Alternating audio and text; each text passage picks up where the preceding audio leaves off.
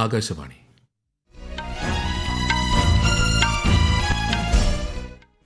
നമസ്കാരം. വാർത്തകൾ വായിക്കുന്നത് സുധീൻ സൈനുദ്ദീൻ.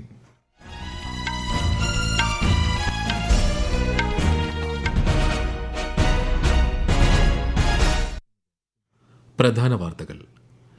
നിലമ്പൂർ നിയമസഭാ ഉപതെരഞ്ഞെടുപ്പിൽ മികച്ച പോളിംഗ്. ഇതുവരെയുള്ള കണക്കുകൾ പ്രകാരം 70.76% പോളിംഗ് നിരക്ക്. ഗുജറാത്ത്, പഞ്ചാബ്, പശ്ചിമബംഗാൾ എന്നീ സംസ്ഥാനങ്ങളിലെ 4 നിയമസഭാ മണ്ഡലങ്ങളിലും ഇന്ന് ഉപതെരഞ്ഞെടുപ്പ് നടന്നു. ആഗോള വിദ്യാഭ്യാസ ഗവേഷണ രംഗങ്ങളിൽ ഇന്ത്യയുടെ മുന്നേറ്റത്തിന് തെളിവാണ് QS ലോക സർവകലാശാല റാങ്കിങ്ങിൽ കൈവരിച്ച നേട്ടമെന്ന് പ്രധാനമന്ത്രി നരേന്ദ്രമോദി. കേന്ദ്ര സർക്കാരിന്റെ പരിശ്രമത്തിലൂടെ സമൂഹത്തിന്റെ എല്ലാ മേഖലകളിലും സ്ത്രീ ശാക്തീകരണം ഉറപ്പാക്കാൻ സാധിച്ചതായി കേന്ദ്രമന്ത്രി അന്നപൂർണ ദേവി. ഇറാൻ ഇസ്രായേൽ സംഘർഷം രൂക്ഷം. ഇറാനിലെ ഇന്ത്യക്കാരെ തിരികെ എത്തിക്കുന്നതിനുള്ള ഓപ്പറേഷൻ സിന്ധു തുടരുന്നു. ഇന്ത്യ ഇംഗ്ലണ്ട് ടെസ്റ്റ് ക്രിക്കറ്റ് പരമ്പരയ്ക്ക് നാളെ തുടക്കം. വാർത്തകൾ വിശദമായി. നിലമ്പൂർ നിയമസഭാ ഉപതെരഞ്ഞെടുപ്പിൽ കനത്ത പോളിംഗ്. ഇതുവരെയുള്ള കണക്കുകൾ പ്രകാരം 70.76% പോളിംഗ് നിരക്ക് ഇനിയും ഉയരും. വോട്ടെടുപ്പിനുള്ള സമയം 6 മണിക്ക് അവസാനിച്ചെങ്കിലും ചില ബൂത്തുകളിൽ വോട്ടർമാരുടെ നീണ്ട നിര ദൃശ്യമാണ്. ക്യൂവിൽ തുടരുന്നവർക്ക് ടോക്കൺ നൽകി വോട്ട് ചെയ്യാനുള്ള അവസരം ഉറപ്പുവരുത്തിയിട്ടുണ്ട്. പ്രതികൂല കാലാവസ്ഥയ്ക്കിടയിലും മികച്ച പ്രതികരണമാണ് ആദ്യ മണിക്കൂറുകൾ മുതൽ തന്നെ നിലമ്പൂരിലെ വോട്ടർമാരിൽ നിന്നും ലഭിച്ചത്. ആവേശകരമായ പ്രചാരണത്തിന്റെ ഉത്സാഹം വോട്ടർമാരിലും പ്രകടമായിരുന്നു. LDFന്റെ M സ്വരാജ്, UDFന്റെ ആര്യാടൻ ഷൌക്കത്ത്, NDAയുടെ മോഹൻ ജോർജ്, സ്വതന്ത്ര സ്ഥാനാർത്ഥി PV അൻവർ തുടങ്ങി 10 സ്ഥാനാർത്ഥികളാണ് മത്സരരംഗത്തുള്ളത്. 2021 നിയമസഭാ തെരഞ്ഞെടുപ്പിൽ 75%-ലേറെയായിരുന്നു നിലമ്പൂരിലെ പോളിംഗ്. MLA സ്ഥാനത്ത് നിന്നും PV അൻവർ കഴിഞ്ഞ ജനുവരിയിൽ രാജിവെച്ചതിനെ തുടർന്നാണ് നിലമ്പൂരിൽ ഉപതെരഞ്ഞെടുപ്പ് നടന്നത്. തികഞ്ഞ വിജയപ്രതീക്ഷയിലാണ് സ്ഥാനാർത്ഥികളെല്ലാവരും. LDF സർക്കാരിനെതിരായ വിധിയെഴുത്താകും നിലമ്പൂരിലെ തെരഞ്ഞെടുപ്പ് ഫലമെന്ന് UDF സ്ഥാനാർത്ഥി ആര്യാടൻ ഷൌക്കത്ത് പ്രതീക്ഷ പങ്കുവച്ചു. പോളിംഗ് നല്ല രീതിയിൽ നടന്ന് ജനാധിപത്യം അർത്ഥപൂർണ്ണമാകട്ടെ എന്നായിരുന്നു LDF സ്ഥാനാർത്ഥി M സ്വരാജിന്റെ പ്രതികരണം. തിരഞ്ഞെടുപ്പ് ഫലത്തിൽ ശുഭപ്രതീക്ഷയുണ്ടെന്ന് NDA സ്ഥാനാർത്ഥി മോഹൻ ജോർജ് പറഞ്ഞു. 75,000-ന് മുകളിൽ വോട്ടോടെ വിജയിക്കുമെന്ന ഉറച്ച ആത്മവിശ്വാസമാണ് സ്വതന്ത്ര സ്ഥാനാർത്ഥി PV അൻവർ പങ്കുവച്ചത്. തിങ്കളാഴ്ച നടക്കുന്ന വോട്ടെണ്ണലിനുള്ള മുന്നൊരുക്കങ്ങളും മണ്ഡലത്തിൽ പൂർത്തിയായി വരികയാണ്. കൌണ്ടിംഗ് സ്റ്റേഷനായ ചുങ്കത്തറ മാർത്തോമ ഹയർ സെക്കൻഡറി സ്കൂളിൽ 14 EVM കൌണ്ടിംഗ് ടേബിളുകളും 5 postal ballot service vote counting ടേബിളുകളും സജ്ജീകരിക്കും. 263 പോളിംഗ് ബൂത്തുകളിലായാണ് വോട്ടെടുപ്പ് നടന്നത്. നിലമ്പൂർ നഗരസഭയും വഴിക്കടവ്, മുത്തേടം, എടക്കര, പോത്തുകല്ല്, ചുങ്കത്തറ, കരുളായി, അമരമ്പലം പഞ്ചായത്തുകളും ഉൾപ്പെടുന്നതാണ് നിലമ്പൂർ നിയമസഭാ മണ്ഡലം. ഗുജറാത്ത്, പഞ്ചാബ്, പശ്ചിമബംഗാൾ എന്നീ സംസ്ഥാനങ്ങളിലെ 4 നിയമസഭാ മണ്ഡലങ്ങളിലും ഇന്ന് ഉപതെരഞ്ഞെടുപ്പ് നടന്നു. ഗുജറാത്തിലെ വിസാവ്ദർ മണ്ഡലത്തിൽ 5 മണിവരെയുള്ള കണക്കുകൾ പ്രകാരം 54.61%, കടി മണ്ഡലത്തിൽ 54.49% പോളിംഗ് രേഖപ്പെടുത്തി. പഞ്ചാബിലെ ലുധിയാന മണ്ഡലത്തിൽ 49%, പശ്ചിമബംഗാളിലെ കാളിഗഞ്ച് മണ്ഡലത്തിൽ 70% പോളിംഗ്. ആഗോള വിദ്യാഭ്യാസ ഗവേഷണ രംഗങ്ങളിൽ ഇന്ത്യയുടെ മുന്നേറ്റത്തിന് തെളിവാണ് QS ലോക സർവകലാശാല റാങ്കിംഗ് 2026 എന്ന് പ്രധാനമന്ത്രി നരേന്ദ്രമോദി. ഇന്ത്യൻ വിദ്യാഭ്യാസ മേഖലയെ സംബന്ധിച്ച ശുഭസൂചനകളാണ് റാങ്കിംഗ് മുന്നോട്ട് വയ്ക്കുന്നതെന്ന് കേന്ദ്രമന്ത്രി ധർമ്മേന്ദ്ര പ്രധാന്റെ സമൂഹമാധ്യമ പോസ്റ്റിനോട് പ്രതികരിക്കവെ പ്രധാനമന്ത്രി വ്യക്തമാക്കി. ഗവേഷണ, നൂതന ആശയ, ആവാസ വ്യവസ്ഥ മെച്ചപ്പെടുത്താൻ സർക്കാർ പ്രതിജ്ഞാബദ്ധമാണെന്നും പ്രധാനമന്ത്രി പറഞ്ഞു. 12 IIT-കൾ ഉൾപ്പെടെ 54 ഇന്ത്യൻ സർവകലാശാലകളാണ് QS റാങ്കിങ്ങിൽ ഇത്തവണ ഇടം നേടിയത്. കേന്ദ്ര സർക്കാരിന്റെ പരിശ്രമത്തിലൂടെ സമൂഹത്തിന്റെ എല്ലാ മേഖലകളിലും സ്ത്രീ ശാക്തീകരണം ഉറപ്പാക്കാൻ സാധിച്ചതായി കേന്ദ്രമന്ത്രി അന്നപൂർണ ദേവി. ന്യൂഡൽഹിയിൽ ജെൻഡർ ബജറ്റിംഗ് സംബന്ധിച്ച ദേശീയ യോഗത്തെ അഭിസംബോധന ചെയ്യുകയായിരുന്നു അവർ. ജെൻഡർ ബജറ്റിംഗ് സംബന്ധിച്ച വിശദ വിവരങ്ങൾ അടങ്ങിയ പോർട്ടലിന്റെ ഉദ്ഘാടനവും കേന്ദ്രമന്ത്രി നിർവഹിച്ചു. വിവിധ കേന്ദ്ര മന്ത്രാലയങ്ങൾ, സംസ്ഥാനങ്ങൾ, UN, വിമൻ, ഏഷ്യൻ വികസന ബാങ്ക് എന്നിവയിൽ നിന്നുള്ള പ്രതിനിധികൾ യോഗത്തിൽ പങ്കെടുത്തു.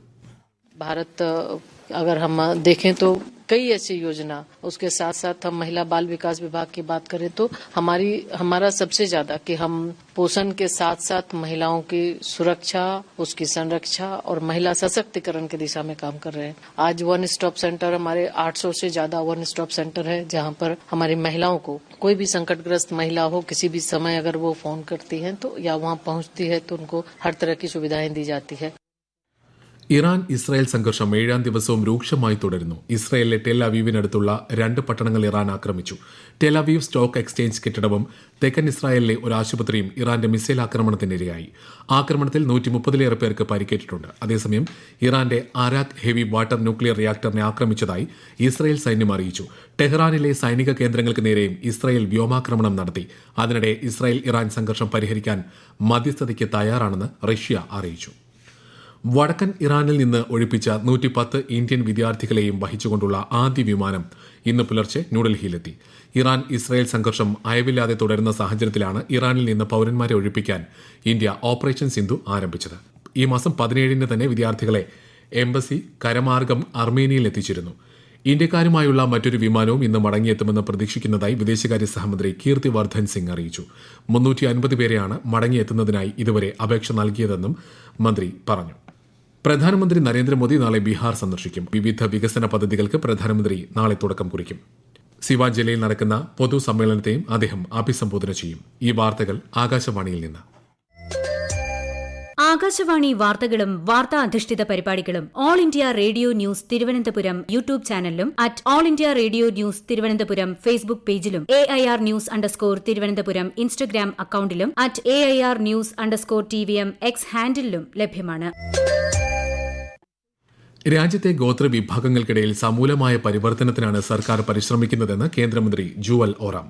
ഗോത്രവർഗ്ഗക്കാരുടെ ക്ഷേമത്തിനായി കഴിഞ്ഞ 11 വർഷങ്ങളിൽ നടത്തിയ പ്രവർത്തനങ്ങൾ ആകാശവാണിക്ക് നൽകിയ പ്രത്യേക അഭിമുഖത്തിൽ അദ്ദേഹം വ്യക്തമാക്കി. आज एजुकेशन के स्तर पे एकलव्य मॉडल रेसिडेंशियल स्कूल ये 740 है.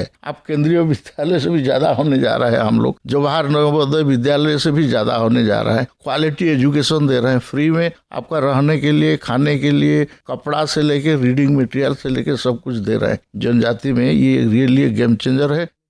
അന്താരാഷ്ട്ര യോഗാ ദിനത്തോടനുബന്ധിച്ച് ജൂൺ 21 ഭൂമിക്കും ഏകാരോഗ്യത്തിനും യോഗ എന്ന പ്രമേയത്തിൽ രാജ്യത്തുടനീളം 1 ലക്ഷത്തിലധികം യോഗാ പരിപാടികൾ ആയുഷ് മന്ത്രാലയത്തിന്റെ നേതൃത്വത്തിൽ സംഘടിപ്പിക്കും. രാവിലെ 6:30 മുതൽ 7:40 വരെയായിരിക്കും പരിപാടികൾ.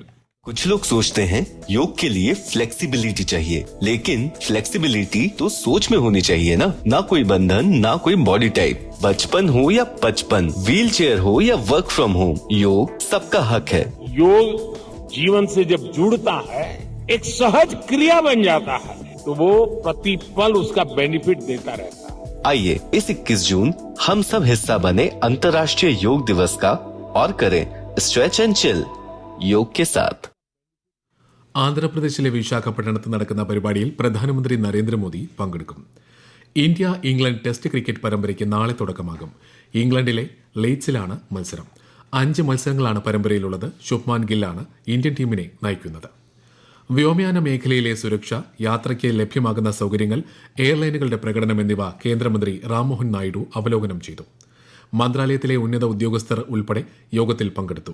അഹമ്മദാബാദിലെ വിമാന അപകടം സംബന്ധിച്ച എയർക്രാഫ്റ്റ് ആക്സിഡന്റ് ഇൻവെസ്റ്റിഗേഷൻ ബ്യൂറോ അന്വേഷണം ദ്രുതഗതിയിൽ പുരോഗമിക്കുകയാണെന്നും സിവിൽ വ്യോമയാന മന്ത്രാലയം വ്യക്തമാക്കി.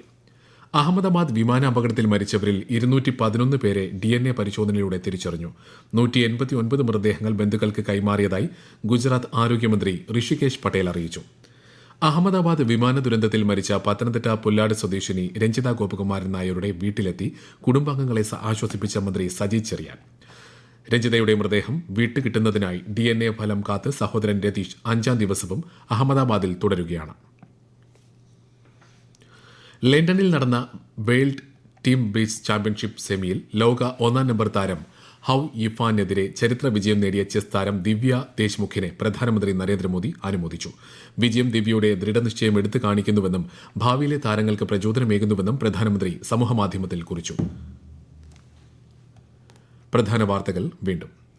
നിലമ്പൂർ നിയമസഭാ ഉപതെരഞ്ഞെടുപ്പിൽ മികച്ച പോളിംഗ്. ഇതുവരെയുള്ള കണക്കുകൾ പ്രകാരം 70.76% പോളിംഗ് നിരക്ക്. ഗുജറാത്ത്, പഞ്ചാബ്, പശ്ചിമ ബംഗാൾ എന്നീ സംസ്ഥാനങ്ങളിലെ 4 നിയമസഭാ മണ്ഡലങ്ങളിലും ഇന്ന് ഉപതെരഞ്ഞെടുപ്പ് നടന്നു. ആഗോള വിദ്യാഭ്യാസ ഗവേഷണ രംഗങ്ങളിൽ ഇന്ത്യയുടെ മുന്നേറ്റത്തിന് തെളിവാണ് QS ലോക സർവകലാശാല റാങ്കിംഗിൽ കൈവരിച്ച നേട്ടമെന്ന് പ്രധാനമന്ത്രി നരേന്ദ്രമോദി. കേന്ദ്ര സർക്കാരിന്റെ പരിശ്രമത്തിലൂടെ സമൂഹത്തിന്റെ എല്ലാ മേഖലകളിലും സ്ത്രീ ശാക്തീകരണം ഉറപ്പാക്കാൻ സാധിച്ചതായി കേന്ദ്രമന്ത്രി അന്നപൂർണ ദേവി. ഇറാൻ ഇസ്രായേൽ സംഘർഷം രൂക്ഷം. ഇറാനിലെ ഇന്ത്യക്കാരെ തിരികെ എത്തിക്കുന്നതിനുള്ള ഓപ്പറേഷൻ സിന്ധു തുടരുന്നു. ഇന്ത്യ ഇംഗ്ലണ്ട് ടെസ്റ്റ് ക്രിക്കറ്റ് പരമ്പരയ്ക്ക് നാളെ തുടക്കം. വാർത്തകൾ കഴിഞ്ഞു. അടുത്ത വാർത്താ പ്രക്ഷേപണം 8:35.